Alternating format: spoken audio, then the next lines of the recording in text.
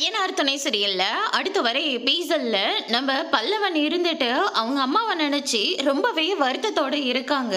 அதுக்கு அடுத்ததா சேரன் இருந்துட்டு பல்லவா நீ நல்லா தானே இருக்க அப்படின்னு சொல்லிட்டு கேட்கவும், ஆமாண்ண நான் நல்லா தான் இருக்கேன், இல்லடா உன் முகத்தை பார்த்தா அப்படி தெரியவே இல்லை, எதுவா இருந்தாலையும் என்கிட்ட சொல்லுடா, நான் வேணா லீவ் போட்டு கூட இங்கே இருக்கேன் அப்படின்ற மாதிரியே சொல்லுறாங்க.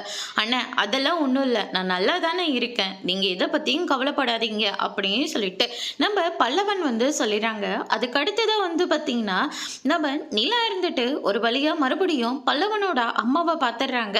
பார்த்த உடனே எதுக்காக பல்லவனை விட்டுட்டு போனீங்க, அது மட்டும் கிடையாது இப்படி சொந்த வீட்லயே பணத்தை திருடுற அளவுக்கு என்ன அவசியம் வந்தது, அன்னைக்கு உங்க கூட இருந்தாரு அவர் உங்களுடைய ஹஸ்பண்டா அப்படின்னு சொல்லிட்டு கேட்கவும், அவன் அங்கிளை விட்டுட்டு இவரை கல்யாணம் பண்ணிட்டதுனாலதான் அங்கிள் உங்களை பார்த்தாவே கோவப்படுறாங்களா அப்படின்னு சொல்லிட்டு கேட்குறாங்க.